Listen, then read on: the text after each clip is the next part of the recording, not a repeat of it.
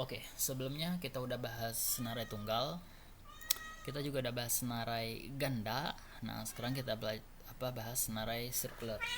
Ush, ush. Jadi, nah kalau senarai tunggal ketika dia udah not terakhir, nah maka nextnya itu ya not, dia kan memiliki satu buah apa nih ya, satu tautan nih ke not berikutnya. Jadi kalau dia udah di akhir not terakhir, maka nextnya itu tautan berikutnya itu nol, kosong. Nah nih kosong. Kalau senarai ganda, kalau udah di not terakhir, nextnya itu nol, dan kalau di head yang previousnya ini yang jadi nol. Nah, karena senarai ganda ini memiliki rujukan pada not sebelum dan sesudah atau berikutnya. Gitu. Nah, sekarang kita bahas senarai sirkular. Jadi, senarai sirkular ini, nah, kalau kita lihat si senarai tunggal ini kan berikutnya, tautan berikutnya nih nol, kosong kan. Kalau sirkular dia next not terakhir ini nextnya ke not, mereferensi ke not yang pertama atau ke headnya. Nah jadi dia muter terus nih, muter gitu. Itu pun dengan senarai ganda, kalau kita implement menggunakan sirkular, jadinya not terakhir ini nextnya akan reference ke ini, ke not pertama, ke head, dan juga previous-nya ini juga akan mereference ke ini, ke not terakhir atau tail. Jadi gitu, bedanya cuma itu. Kalau ini nol atau buntu gitu kan, buntu. Nah sedangkan ini balik lagi ke head. Oke, ini kita pakai aja coding yang single list ya, karena konsepnya sama aja dengan double nih, cuma nukarin aja.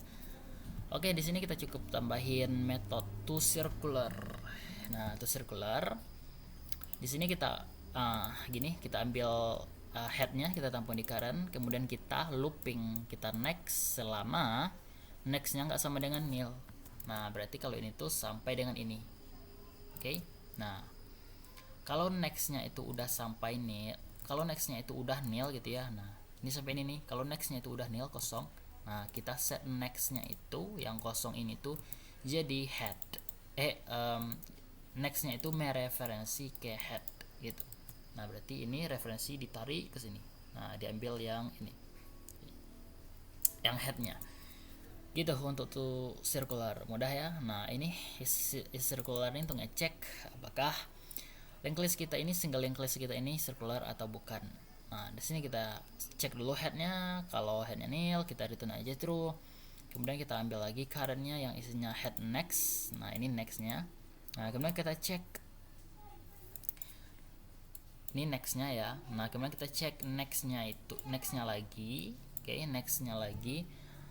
Selama nextnya lagi itu nggak sama dengan nil, dan currentnya ini head nextnya itu nggak sama dengan head, nah gitu, nggak sama dengan head, maka kita nextin terus selama, nah ini kan dan, berarti kalau salah satu misalkan nextnya itu udah nil, nah dia skip nih, udah keluar dari blok ini, dan juga currentnya itu udah sama dengan head gitu ya. Kalau sama dengan head, nah maka dia keluar juga dari blok scope yang ini.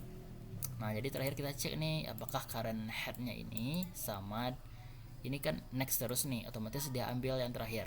Nah sama nggak dengan ini, dengan si head. Kalau sama, berarti kalau dia balik lagi ke sini, otomatis nextnya itu dengan head ini sama, maka kita return true. Kalau nggak sama, dia nggak circular, berarti kita return false. Dah gitu aja.